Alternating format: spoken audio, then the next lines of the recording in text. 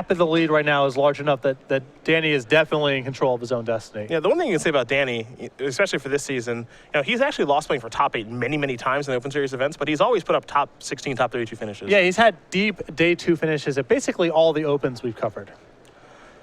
Windswept Heath's going to search up a basic forest as round number 3 is underway here from Charlotte.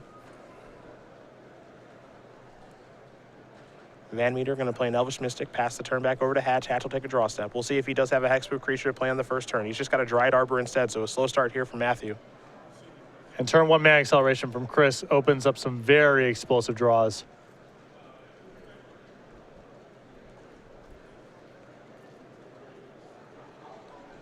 VanMeter just returning back from his trip to London, where he played in the Grand Prix along with the rest of the Versus Series crew.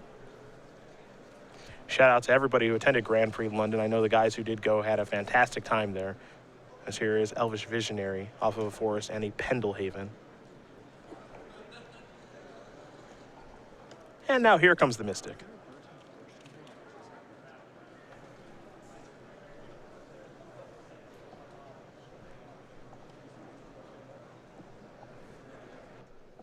I don't have a great look at it. If I get a better look, I'll let you know.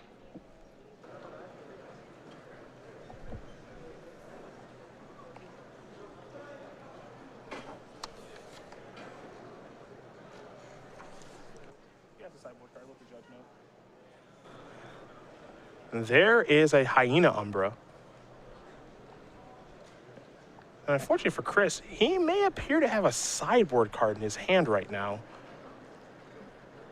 So we're going to radio on down to the table. Playing a forest. That's coming out. He's also got an Evolutionary Leap. But yeah, it looks like he has a copy of Burrington Forge Tender in his hand, and we have the deck list in front of us, and it looks like Forge Tender is in his sideboard, not his main deck. So we are going to have to put a pause on it, because it looks like he has a sideboard card in his main deck here for game number 1. Yeah, we'll get more information here in a moment here. I believe the judge is talking to Chris. Yeah, we know how that results in this situation. Yes. Which is typically a game loss.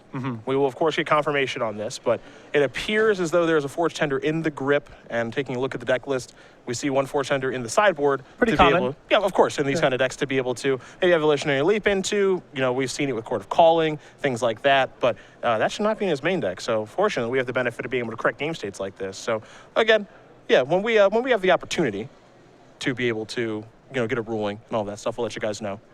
So we will find out exactly what does happen. But as we analyze this matchup, you can really kind of see how the games are going to go. It's pretty straightforward stuff, right? And there's nothing really techy really going on with the green-white hexproof deck. It's play a creature, put a bunch of stuff on the creature, try to kill you. Is this plan good enough? Now, against some decks it is, against some decks it's not. And then, the ways that things get a little bit interesting is like when you're playing against a Lily on the Veil deck, where you have to have another creature, or you have a fetch land up to be able to search up a Dryad Arbor, something like that. So we'll see.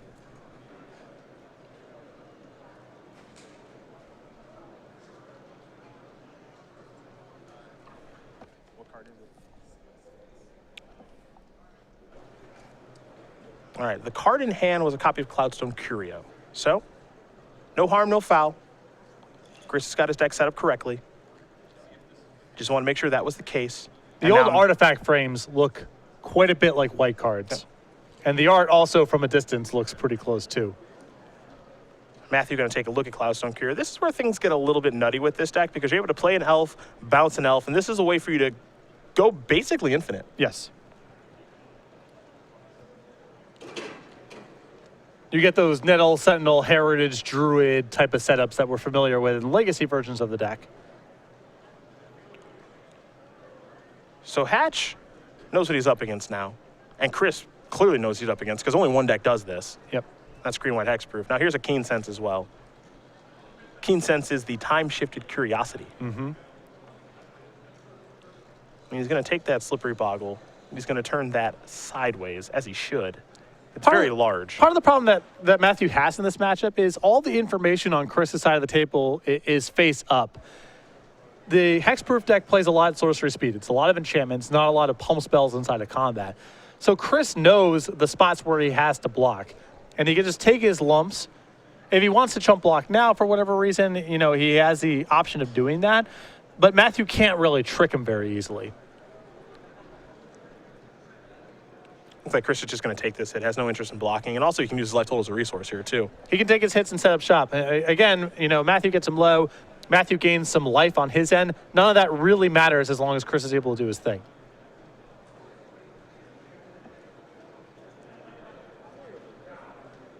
Temple Garden will enter the battlefield untapped. Hatch will take 2.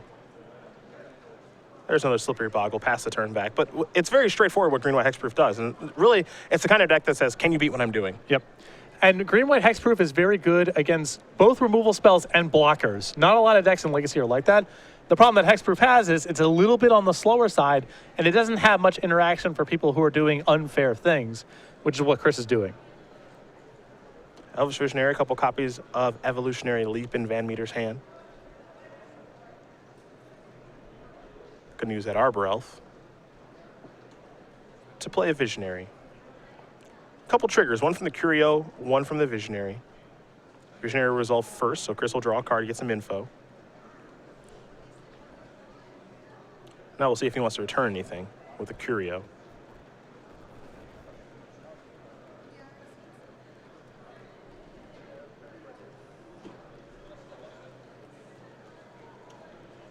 Curio is another piece of the puzzle alongside Evolutionary Leap that allows you to play a very effective attrition game against spot removal. When you have this card paired up with Elvish Visionary, you can grind through a lot of removal spells. Regal Force in Chris's hand as well. I think we should just make Cradle legal for this deck. What do you think? Little pushy. Maybe. Maybe a touch too good. Little pushy. Here's Evolutionary Leap.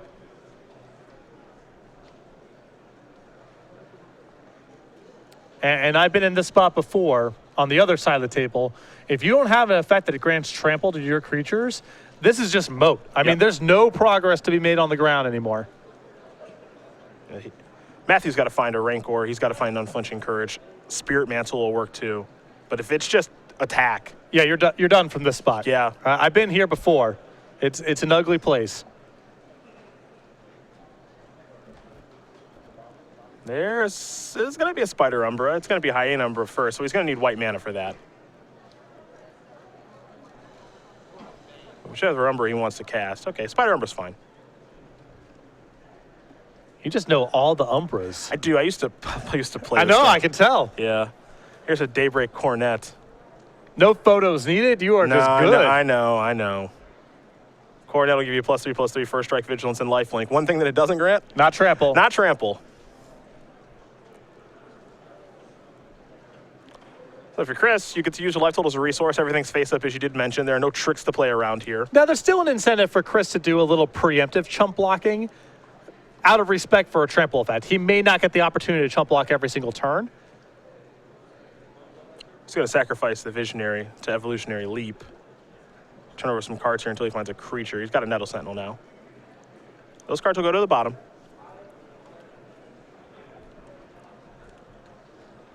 Now, Chris can't do the offense-defense thing right now where he's attacking and then blocking and using Evolutionary Leap to chump block because of the enchantments on Matthew's side of the table. There's no attacks to be had. But Chris does have a lot of flexibility here to build up his board, chump block, and eventually build up something that can be lethal even over the top of blockers on the other side of the table. You know, the only bad thing about Evolutionary Leap is it's bad in multiples. You draw multiple copies. It's just not very good. Then the first one's very good, so that's why I think you still have to play 4 copies of the card. But if the first one is humming, you can afford some dead cards because it's generating a lot of card advantage as you go. Looks like we might have an Essence Warden here. Chris might want to get attacking on, but it looks like he's going to start with using Arbor Elf. Summoner's Pact. He's going to use Evolutionary Leap here, of course. Nettle Sentinel's been picked up. He's just on the hunt for a Heritage Druid. Because then he can just chain off and go combo. Yeah, then he gain infinite life. Nuts. One copy of Emrakul in the deck too, so that's his end game in spots like this. There's Essence Warden. It's a time-shifted Soul Warden. A lot of time shifting going on in this match.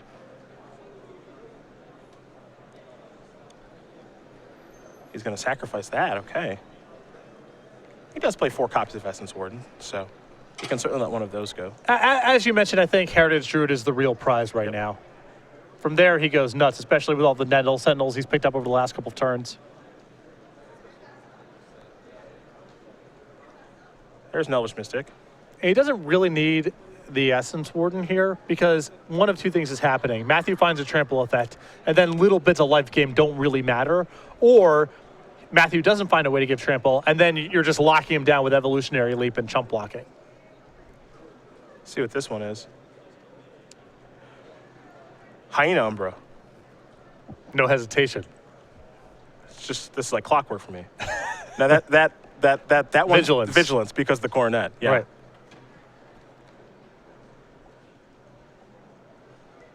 I know we don't cover Modern much, but come on now.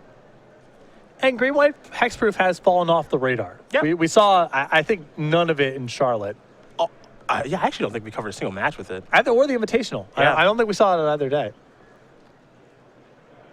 Chris going to sacrifice this Elvish Mystic to Evolutionary Leap.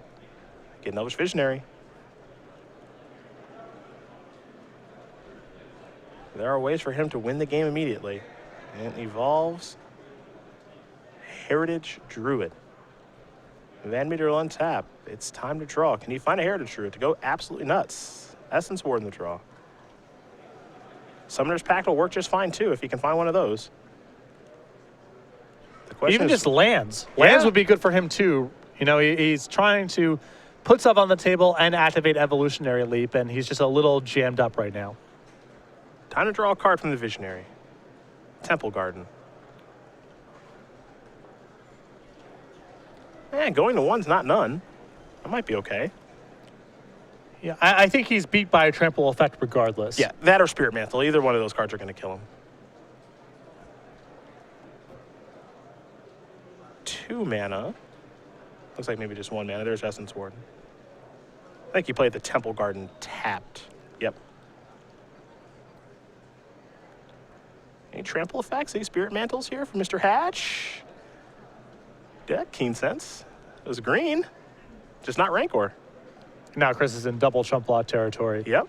I guess the difference between 3 and 1 is suddenly the Dryad Arbor is now yeah. something he has to concern himself with. If he stays at 3, he can ignore it. Yep. Especially if he just puts an enchantment on that thing. Oh, yeah. Yep. It's funny, Magic can be very complicated sometimes. Sometimes it's a very straightforward game. If you're Matthew, it's very straightforward right now. Yeah, this is what it is. I mean, I'm going to keep doing this. You're going to keep doing your thing. If I draw a trample effect, great, but my deck does not allow me to do much else other than this, so this is what I'm doing. It's time to activate the leap. Essence Warden again. Rest go to the bottom. And Leap puts him on the bottom, too, so Chris is getting a lot of looks. Yeah. A lot of looks at Heritage Druid. Can he find it is the question. Take a draw. Wooded Foothills.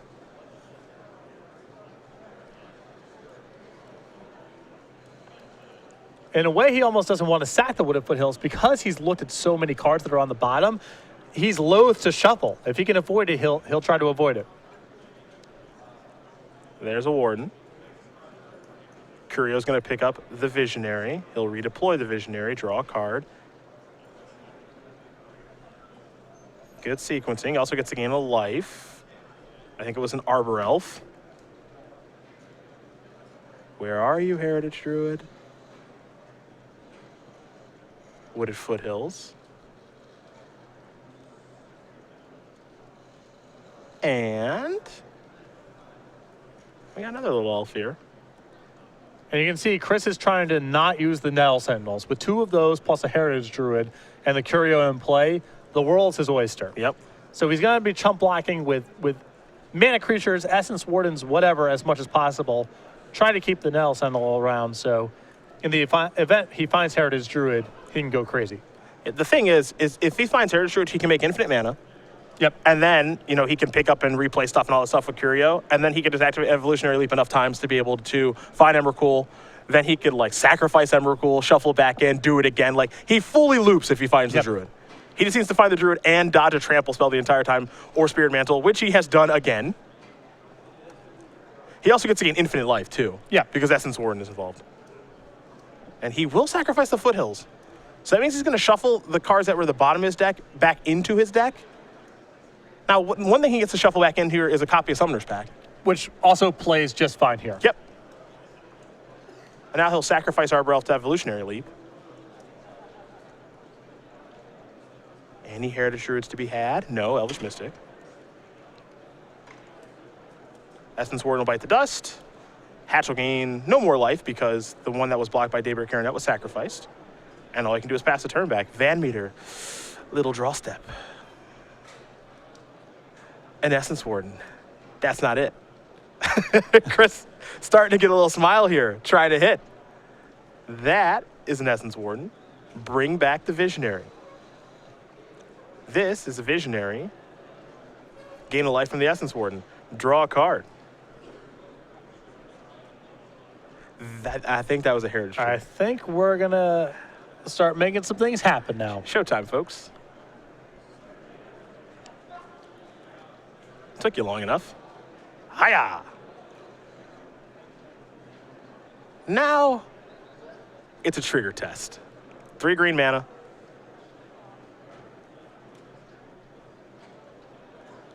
He also gets to gain some life. You also get a Curio trigger, so bring that back.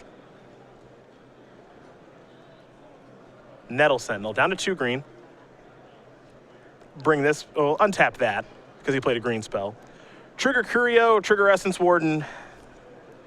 And in contrast to the Grand Prix winning deck that had things like Court of Calling and Azuri and was trying to kind of win through combat at the end of the day, Chris's deck is looking to go infinite. Yes. And it's happening right now. Yep. There's even a weird harvest in his deck to that end.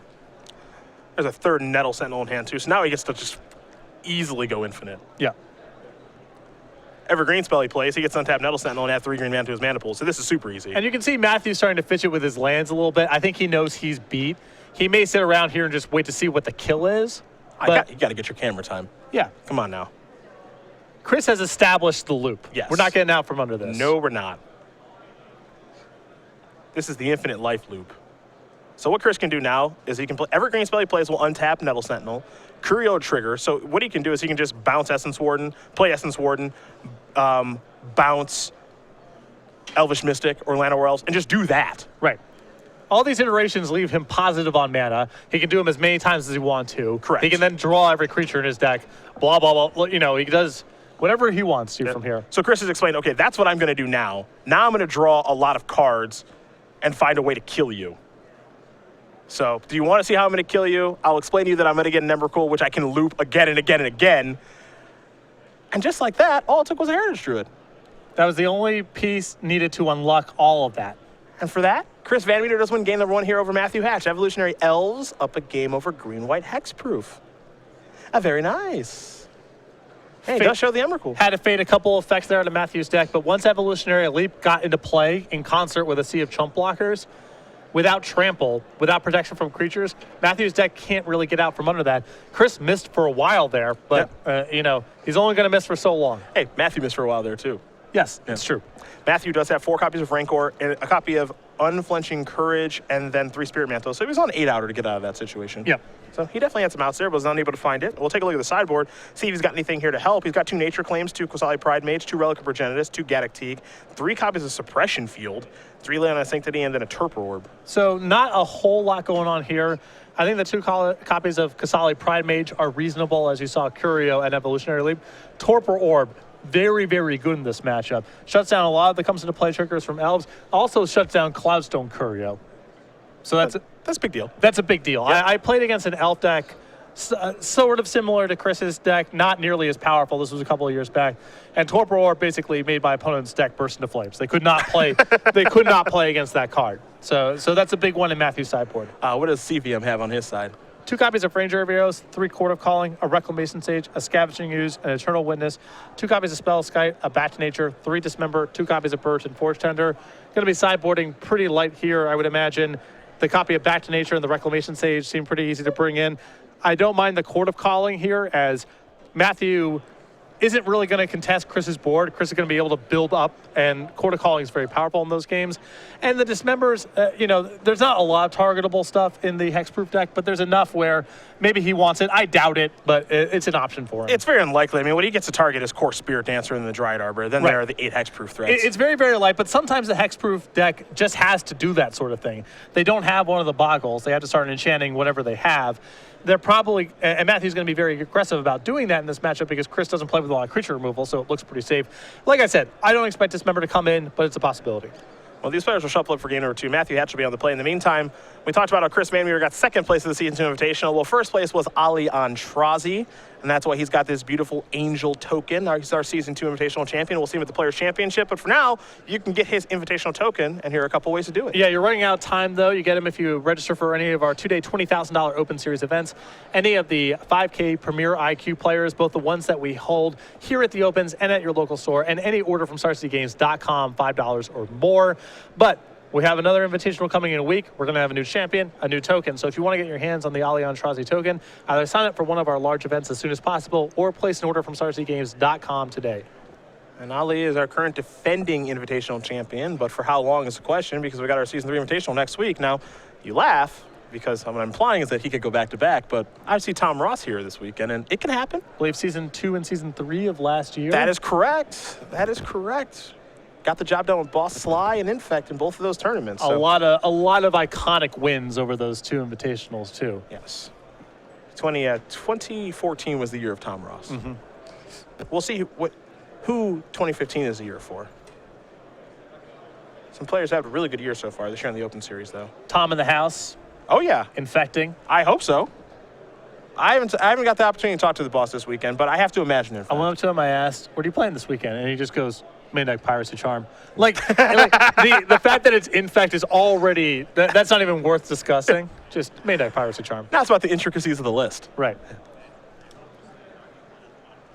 I hope I get to see some Piracy Charm blowouts now. For sure. Discarding your draw step. Mm-hmm. Got him.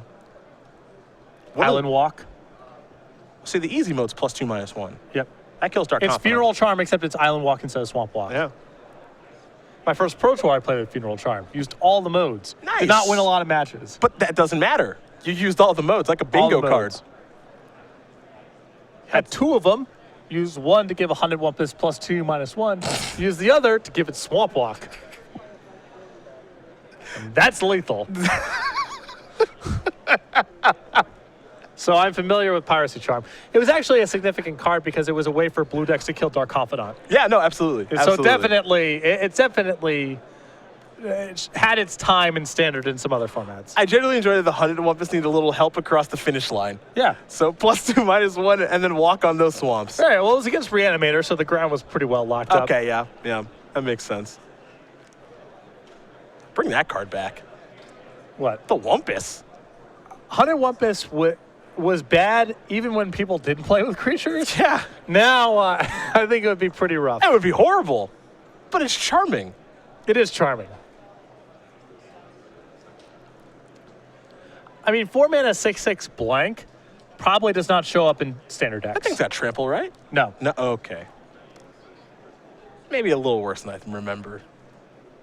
Matt's going to take a mulligan here. Something that the Green-White Hexproof does a fairly decent amount. It's just hilarious that it ever showed up in decks to begin with. Different time. Yeah. Different time. Because it wasn't even good back then. Because even though people didn't play with, they didn't play with creatures necessarily, they certainly were playing with like Capsize and Counterspell and, Submerge is pretty good against it. Yep. Oh, the Wumpus. Waterfront Bouncer, pretty potent against it. I had a real love for the 4-mana big green creatures that had, bad text or whatever. Jade Leech. Yeah, Jade Leech, Emperor Crocodile. Mm-hmm. Urnham Djinn was a little before me. I'm more of the Open Fist. Oh, yeah. I loved all of those things. Argothian Worm. Great. That is an all-time horrible Magic design. That's the first rare that I bought 4 copies of, was right. the Worm. Because back when I was young, I was like, how do you stop this thing? There's very few cards in Magic that make it guaranteed that both players have less fun. Argothian Worm is definitely one of them. I wanted that card real bad. You can Stone Rain yourself to repel it, Yeah. So that's just every turn is someone getting repelled and the other person getting stone rained. Yeah. Not great. Not great gameplay. Not great gameplay. There's a I Ladder also World. bought a bunch of Argothian ones. That's right when I got back into Magic, and I was just like, this thing's insane. That was my first 4 of rare when I was young. I was just mowing lawns for that bad boy. And then, I got behind on the board once and realized that, it comes with some problems. Well, like with most Magic cards, you have to play with them to know. Yeah. Matthew with the Temple Garden now. Blastoderm, another one. That was a really good one. Does he have the Spirit Dancer? Oh, we're going. Ooh, this is a tough way to make hay. We're going to the Arbor. It's got ethereal armor. This is a tough way to do Hey, it. whatever it takes. Whatever it takes. This is the type of opening that Chris is going to be pretty solid against. You think he'll be okay with this? I mean, Matthew can put in a lot of pressure next turn, but the problem is that this is also tying up Matthew's mana. Yeah. He's down to land, so it's hard for his draw to follow up with that much explosiveness. This would also be a really good spot for Dismember. Yeah. Again, Chris didn't bring him in, but this kind of draw does happen sometimes for hexproof decks. Couple Metal Sentinels. Oh, get in there, Land of Werewolves. No points left behind. No. Hatch will untap and take a draw. Remember, he's on 6 cards.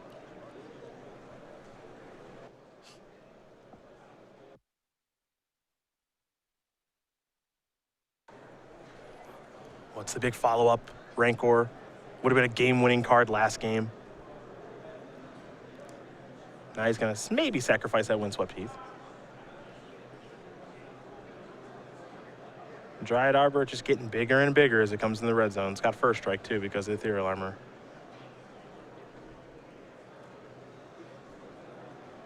Hatch will sacrifice his Windswept Heath. And perhaps he has a creature after combat. I believe Chris has brought in the Court of Callings, Okay. which, again, I liked while we were sideboarding, in part because Matthew doesn't really kill stuff.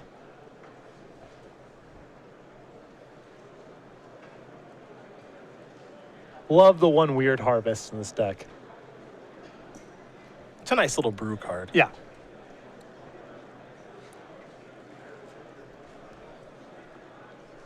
There's a Slippery Boggle. Now we're heading back VanMeter's way. Looks like Evolutionary Leap was the draw. Is that a Nykthos in hand? Okay. Yeah, you got one in there. Sure. That's a little fun of.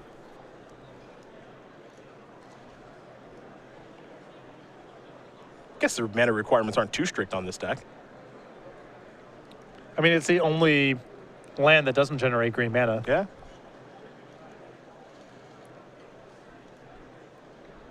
He's not plus mana on it yet, but you have to imagine he will be. Well, Evolutionary Leap gets him to be plus mana. Yeah.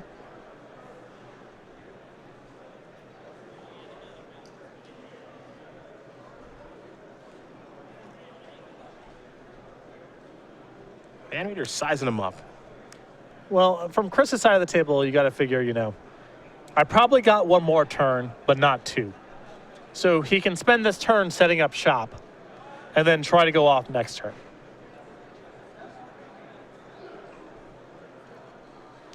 Also, with Court of Calling, assuming that he's brought in the Reclamation Sage, depending on what Matthew does, Chris could make combat really nasty for Matthew next turn.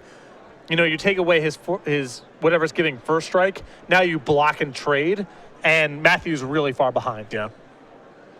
And Cloudsound Curio, on top of Reclamation Sage, that's a combo. Well, here's a cord for 1. That's going to untap Nettle Sentinels. Maybe it's time to go get the Heritage Druid. Go have some real fun. Yep, all right. 4 green mana symbols out there now. And if he's doing this in lieu of the Reclamation Sage, he's saying, I can get this done either this turn or next turn. Pretty loud statement. Yeah. Here's 3 green. Ooh, now he's got mana floating, and the Nykthos is still available. Yeah, dude. Oh, We're doing it. we are cooking. Evolutionary Leap. Down to 1 green. Untap those. Up to 4.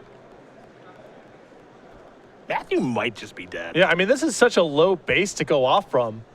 And I think Chris has just got it. 7 green.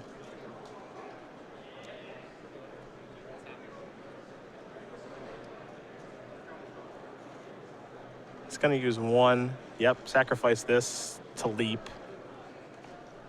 Heritage Druid. It's going to add it to the hand.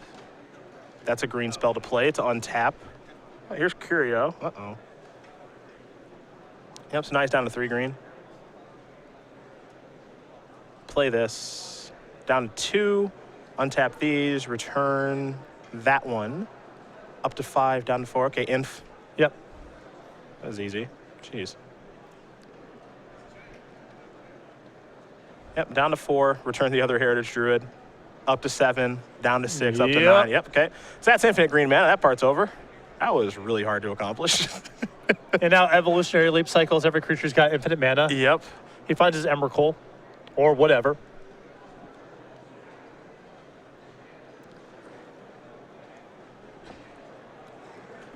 Yeah. So now he's just going to leap a bunch. Sacrifice this to leap, yeah. So now he can just get Warden. Warden would allow him to have infinite life if he wanted to, even though he sacrificed away both Heritage Druids. But he does have a Druid in his hand. So. He's even got Back to Nature in case things got hairy this game. A Spellskite, that's fun. That's neat. Yep.